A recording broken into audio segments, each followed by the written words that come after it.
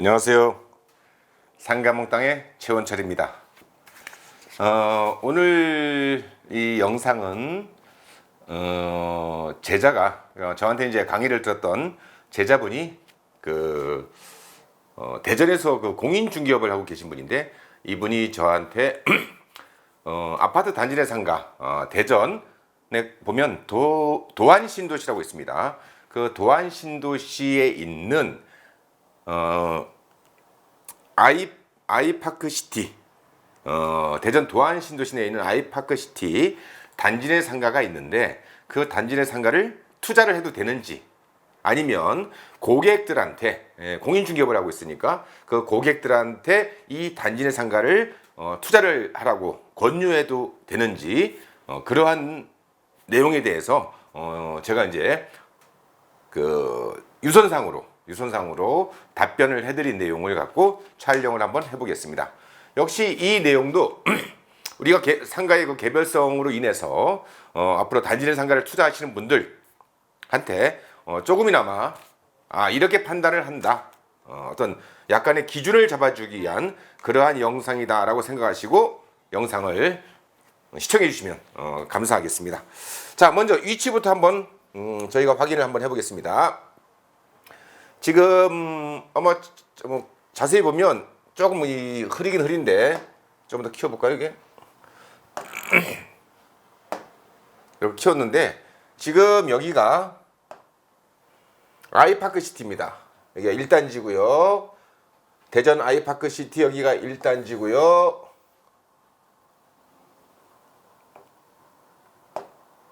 여기가 이쪽이 1단지고요 여기가 2단지입니다. 그리고 세대수는 여기 지금 위에는 1단지는 1254세대고요 2단지는 1306세대입니다. 두 개의 이 아이파크시티 세대수를 합하면 약 2560세대 정도 되네요. 자, 보통 우리는 단지 내 상가의 상권은 기본적으로 다 아시겠지만, 단지 내 상가의 유효 상권은 아파트 세대수입니다. 보통 우리 단지 내 상가가 있으면 그 아파트 입주자들은 생활 밀착형 아이템, 뭐 편의점, 미용실, 김밥, 세탁소, 중개업소, 뭐 세대수에 따라 좀 차이 있지만 이러한 생활 밀착형 업종들이 보통 단지 내 상가에 들어오죠. 그리고 그걸 이용하는 사람, 소비하는 사람들도 그 아파트에 거주하시는 분들이 그걸 이용합니다. 즉, 그 아파트 세대수가 단지 내 상가 투자 가치를 결정하는 유일한 원인이다. 가끔 경우에 따라서는 입지에 의해서 타 지역에서 그 단지 내 상가를 이용하는 경우도 있고, 그 단지 내 상가에 정말 맛집이 들어와 있거나 아주 독특한 아이템이 있어서 다른 지역, 옆단지 아파트에서 와서 소비하는 경우도 어쩌다 있지만, 기본적으로 우리가 상가를 아직 입주가 안 된 상태에서 단지 내 상가를 투자를 할 때는 세대수를 보고, 그 다음 과연 몇 개의 단지 내 상가가 공급됐는지, 그 두 가지를 가지고 판단을 해야 됩니다. 그래서 먼저 현재 상권은, 이 단지 내 상가에 올 소비자들의 상권은 2560세대입니다. 세대수만 보면은 그렇게 적은 세대는 아니죠. 그러면 문제란다. 그 다음에 우리가 판단해야 될 것은, 과연 이 단지 내 상가 공급량 개수가 이제 문제가 됩니다. 과연 몇 개가 공급이 될까요? 자, 세대수는 나와 있습니다. 일단 현재 나온 분양을 한 자료를 보면 99개입니다. 2560세대가 공급되는데 단지 내 상가 개수가 99개입니다. 그런데 여기에서 이 99개가 뭐 1층, 2층, 3층 이렇게 돼서 합해서 99개가 아니고 1층만입니다.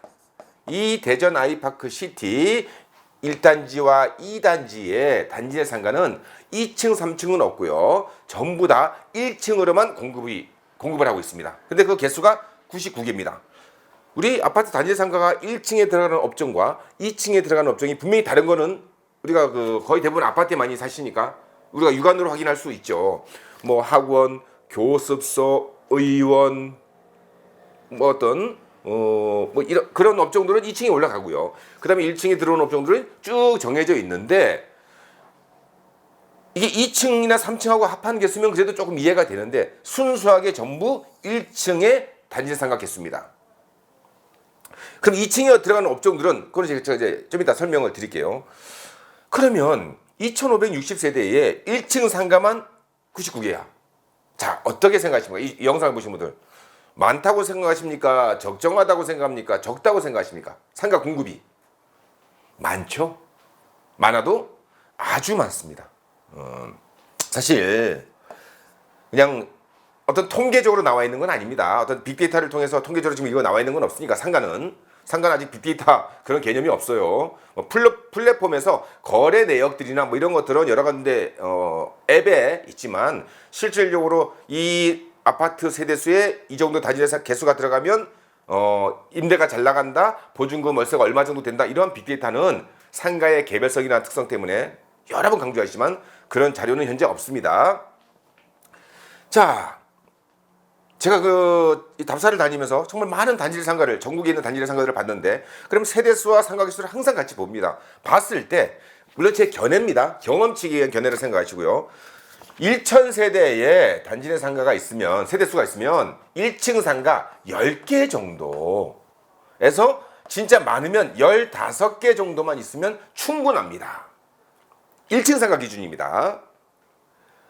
10개에서 이 15개 정도가 있으면 배울 1,000세대를 끼고 있고 다른 데 유동인구가 거의 대부분 오지 않는다는 가정하에서 그러면 이 10개, 15개 들어가는 업종들은 완전히 아파트 입주자들을 위한 생활 밀착형 업종이에요. 출입구에 들어가는 코너 자리에 편의점 1,000세대니까 2개 정도 쓰겠죠. 102호, 102호. 뭐 면적으로 따지면 실평수로 따지면 전용 면적으로 따지면 10평에서 한 12~13평. 그래서 한 20평에서 25평 정도 편의점 2개 쓸 것이고요. 1,000세대니까 우리 중개사님들이 한 3칸에서 4칸 정도 임대를 맞춰서 들어올 거고요.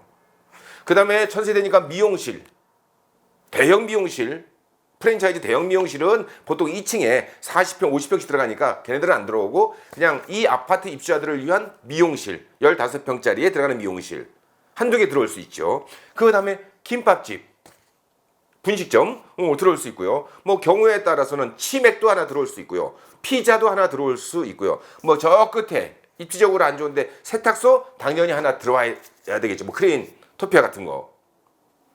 그렇게 되면 그 외에 특별히 커피숍 입주자들을 위해서 한 12평짜리, 13평짜리 프랜차이즈가 아닌 뭐 프랜차이즈도 관계없습니다. 뭐 작은 이디야라든지 커피의 바나다 같은 프랜차이즈 그리고 들어올 수 있습니다. 그래 봐야 들어오는 그 업종 개수가 한 상가 10개에서 15개면 충분하다는 얘기입니다. 몇 세대에? 1,000세대에. 그런데 여기는 2,560세대입니다. 그러면 1층 상가만 99개예요. 여기에 한 40개 정도만 공급됐다. 그러면 기본적으로 투자 가치가 있는 단지 상가입니다. 얘는 배 이상 많습니다. 그래서 이게 이 아이파크시티가 나중에 입주하고 단지 상가가 공급이 되고 준공이 된 다음에 임대를 맞춰지고 나서 세월이 지나고 보면 상당히 많은 부분이 공실로 있는 경우를 너무너무 많이 봤습니다. 전국에 있는 대한민국의 아파트 정말 많잖아요. 그 아파트에 단지 상가 다 있지 않습니까? 그래서 그동안 봤던 결과론을 가지고 경험치를 가지고 말씀을 드리면 일단 세대수는 2,560세대 상권입니다. 유효 상권. 근데 공급량이 1층만 99개야. 1층이 한 40개고 2층이 그 위에 2층에 한 30개 하면은 그럼 얘기가 달라져요, 완전히. 근데 1층만 99개야. 너무 많습니다. 그래서 여기는 뭐랄까 정말 투자를 저한테 질문을 했던 그 개업 공인중개사님이 본인이 직접 투자할 때 또는 고객한테 붙일 때 정말 신중해야 된다. 이게 되도록이면 너무 불확실하니까 내가 분양받은 고객한테 붙인 투자하시라고 권유했던 그 단지 상가가 임대가 맞춰질지 안 맞춰질지 물론 좋은 입지 출입구 옆에 있는 것들 또 이런 것들은 임대가 아까 그러한 업종으로 임대가 맞춰지겠죠. 그거 한계가 있다. 물론 뭐 이런데 1000세대를 보고 한 2500세대를 보고 옷가게도 여기 들어올 수 있고요. 그래서 한 40개에서 50개 정도면 가능하다. 그러기 위해서는 철저하게 입지를 따져야 한다. 근데 그거를 우리가 사전에 예측할 수 없다. 그래서 정말 투자를 할 때 정말 신중해라. 마음고생하지 말고 정말 확실하게, 예를 들어서 지금 이제 이 지도상으로 나타나지 않지만 만약에 정문이 이렇게 있다. 이 아파트 1200세대 이쪽에 정문이 이렇게 있다. 그래서 단지의 상가가 이렇게 있다. 그러면 이런 데는 가능하다. 이런 데를 잡으면. 왜? 편의점이나 미용실이나 이 출입구적으로 아파트 사람들이 다닐 테니까 그 옆에 있는 상가들은 괜찮은데 뚝 떨어진 것들은 정말 조심해야 된다. 이게 자신 있으면 주 출입구, 나중에 입주자들이 다니는 동선상에 있는 그 옆에 있는 멀지 않은 가까운 데 있는 상가라면 직접 투자를 하셔도 되고, 또 어떻게? 고객들한테 투자를 권유해도 된다. 그렇지 않으면 투자를 하지 말라. 여기까지 제가 말씀을 드렸습니다. 자, 그 다음 또. 자, 다른 거를 한번 볼까요? 지도를 이제 요거 이해가 되셨으니까. 여기 이제 또 어떤 게 있냐면, 지금 이제 아까 금방 대전 아이파크시티 1단지와 2단지 보여드렸죠. 요 화면상으로 크게 보면 이제 어디 블로그나 카페 같은 데 이제 나와 있는 건데, 예, 보시면 여기가 1단지가 이렇게 있고요. 2단지가 있고요. 자, 지웁니다. 그리고 이쪽에 아파트가 있습니다. 이 아파트가 이렇게 있고요. 아직 공급이 안 된. 그리고 여기에 뭐가 있냐면 준주거 용지가 이만큼 있습니다. 준주거 용지가 어떤 건지 뭐 이 영상을 보신 분은 거의 아실 거라고 믿고요. 여기에 뭐가 들어갑니까? 분양형 상가, 한 5층짜리 정도 되는 상가들이 여기에 이렇게 아마 들어가기 위해서 용지를 확보를 해둔 겁니다.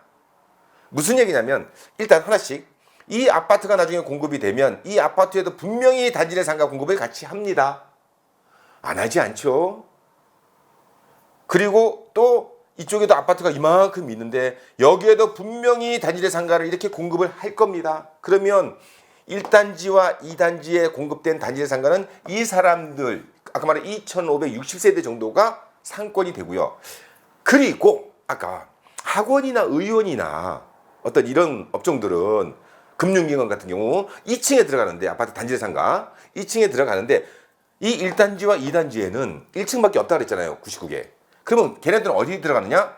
나중에 이 준주거 용지에 5층 정도 되는 상가들이 쭉 건물이 신축돼서 분양이 되고 공급이 되면 그러한 금융기관, 학원, 태권도, 뭐 수학학원, 의원들, 그 다음에 큰 미용실들은 다 여기에 입점이 될 겁니다.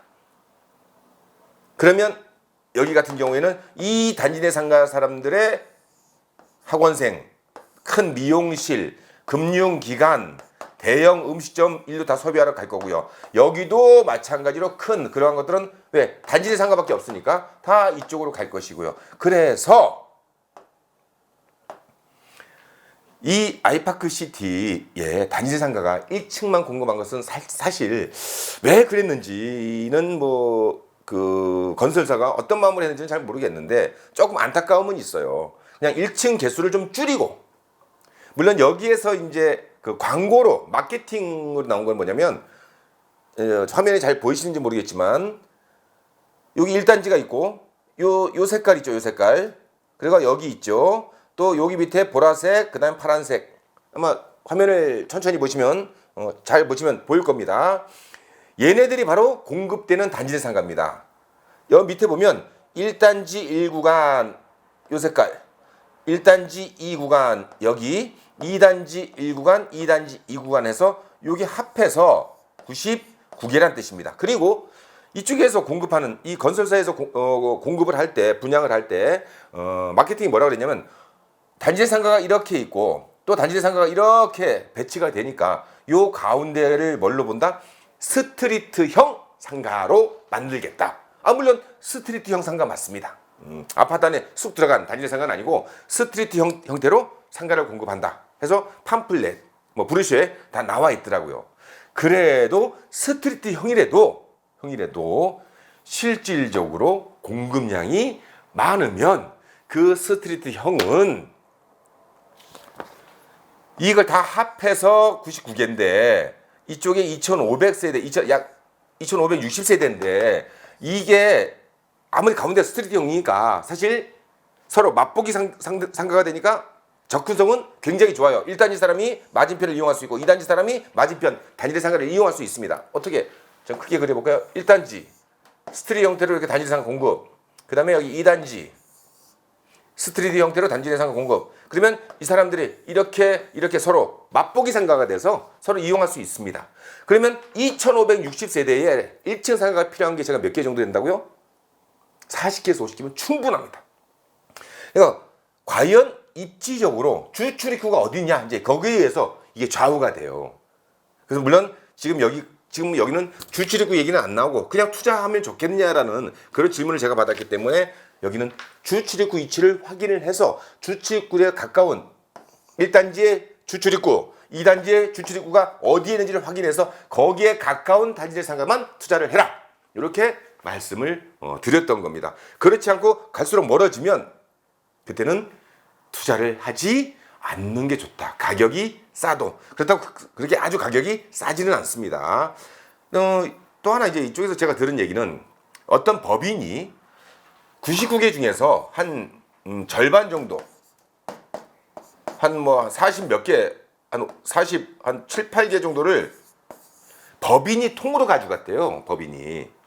그래서 법인이 통으로 가져갔으니까 실제적으로 남아있는 상가는 한 50개밖에 안 된다, 이렇게 얘기를 한답니다. 그래서 법인이 통으로 가져간 것은 그 브로시에 나와 있더라고요. 그 안내 홍보할 때 법인이 절반 가져갔고, 그래서 이 법인이 가져간 것은 분양하지 않고 나머지 한 50개 정도만 분양을 합니다, 이렇게 합니다. 근데 문제는 그 법인이 40개, 절반 정도 되는 그 상가를, 단일 상가를 통으로 가져간 것은 그 목적이 뭐냐가 굉장히 중요합니다. 왜? 나중에 임대를 맞춰야 되거든.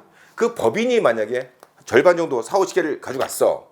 그러니까 법인이 거기에 무슨 큰 대형, 정말 대형 어떤 것들을 자기네가 직접 입점을 시키거나 아니면 뭐 회사가 들어온다거나, 그렇지 않고 우리 현장에서 많이 발생하는 법인이 통으로 찍어서 살짝 피를 붙여서 팔거나 다시 매매로 다시 분양을 하거나 다시 매매로 매매시장에 내놓거나, 그러면 똑같습니다. 그래서 제가 이제 저한테 이거 질문하신 그 대전에 계신 제자분 공인 중에서 물어봤어요. 법인이 절반을 가져간 거 좋다 이거야. 왜 가져갔는데? 그러니까 그분이 하는 말씀이 피를 붙여서 찍어갖고 피를 붙여서 내놓으려고 가져갔다, 이렇게 얘기를 합니다. 그러면 결론적으로 법인이 가져갔던 누가 가져갔던 그냥 상가는, 단일 상가는 99개 그대로입니다. 그 법인이 가져가서 거기 1층을 한 20개 상가에다가 대형 마트를 자기네가 집어넣는다든지 그러면 얘기가 달라져요. 그래서 상당히, 그러니까 입지적으로 주 출입구에 가까운 입지적으로 좋은 상가들 빼놓고는 굉장히 위험한 상가다. 그렇지 않은 입지에 있는 단일 상가들은, 그리고 2층이나 3층에 들어가는 업종들은 여기 준주거 용지가 바로 옆에 있기 때문에, 준주거 용지가 바로 옆에 있기 때문에, 여기 있기 때문에 걔네들은 이쪽으로 간다. 자, 그래서 다른 지도를 하나 더 볼까요? 요게 이제 금방 그 1단지와 2단지 사이 요 그립 잠깐만 보겠습니다. 이렇게, 자, 이게 이제 투시도, 조용도, 그러니까 단일상가 1층을 이렇게 쭉 양쪽에서 1단지와 2단지 이렇게 만들어 갖고 가운데로는 차가 이렇게 다니고 이쪽으로 인도를 이렇게 만들어서 단일상가를 이쪽에 한 40개, 이쪽에 한 4, 50개 이렇게 만들어서 스트리트 형태로 하겠다, 이 얘기거든요. 그래서 지금 보시면 이렇게 1층 상가가 쭉 있고요. 또 이 구간에 쭉 있고요. 맞은편 2단지에 쭉 1층 상가 있고요. 그 옆으로 또 이 구간이 이렇게 쭉 있습니다. 아까 색깔들 보셨죠? 이게 99개입니다. 물론 이 중에서 절반을 가져갔다 그러는데 법인이, 그거는 법인이 다시 시장에 내놓을 물건이면 똑같이 99개다. 그래서 결론적으로 제가 뭐라고 말씀드렸냐면 세대수 2560세대면 큰 세대 대단지는 맞다. 맞고 그 다음에 옆에 아파트들은 자기네들도 단지 상가를 공급을 한다. 그래서 그러니까 2560세대의 1층 상가가 99개다.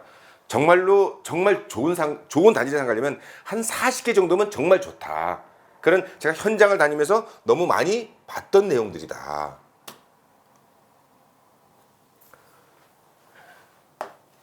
그리고 옆에 2, 3층에 들어간 업종들은 준주거 용지에 들어간다.